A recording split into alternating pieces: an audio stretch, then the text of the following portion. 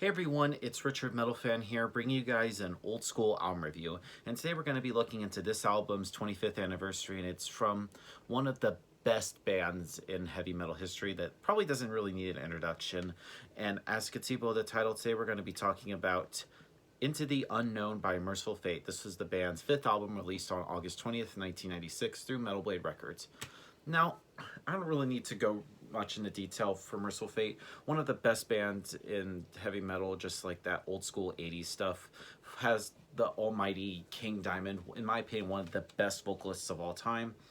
And the this album, and a lot of people don't really talk about really this album in particular. Like nobody seems to really talk about it. In my honest opinion, I think it's a pretty underrated album. And I feel like this album is totally different compared to like classics like Melissa and Don't Break the Oath. I feel like they kind of experimented a little bit musically and vocally, and this album compared to like that, I mean, it's not like the greatest. I mean, I'm not saying that this album is bad by all means. It's pretty good, but I honestly think there's some things they could have improved a lot on.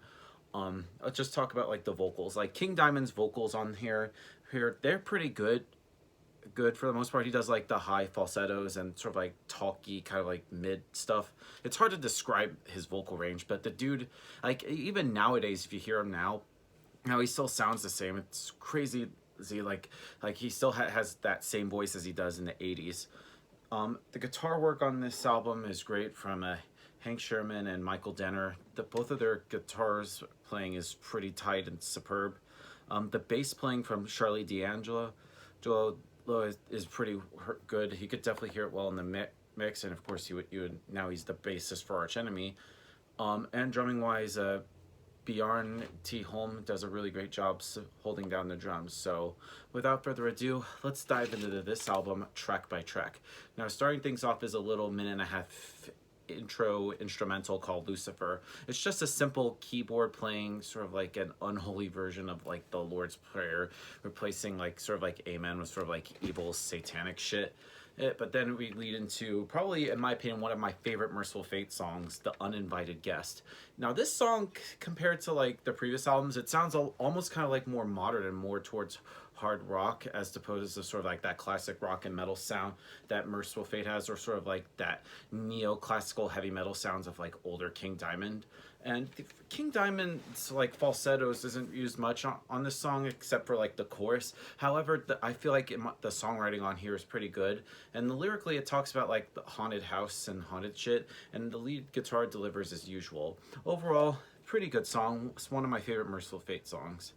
Then we go on to The Ghost of Change. Now this song, compared to like The Uninvited Guest, this song begins a lot more slowly, but even picking up a little bit. And this song kind of sounds a little bit doomy, and it's sung quite a bit as falsetto. And as usual, the lead guitars are good and are pretty solid too. Ooh, Listen to the Bell. Now, Listen to the Bell is another good song that always kind of sounds a little bit chunky at moments, though it's nothing remarkable.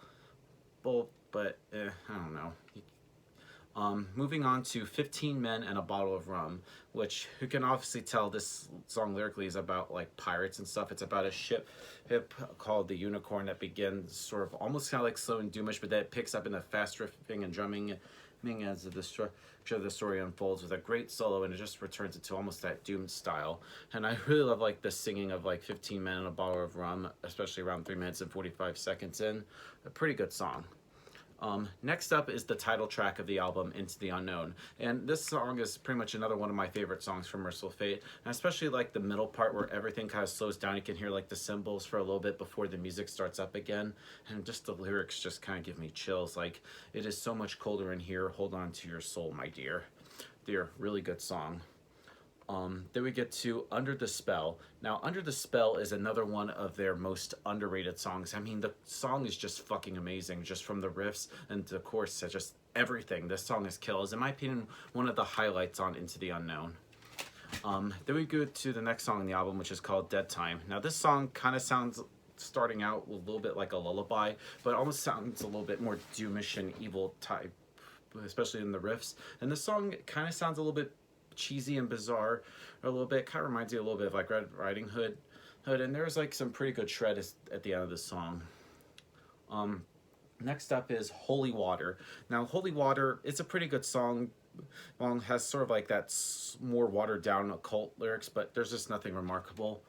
And then we close things out with Cthulhu through the Mad Arab Part 2, which is, of course, a continuation from the first Mad Arab from the previous album, Time. And it has, that beginning starts off with a little bit of like an Arab sounding guitar.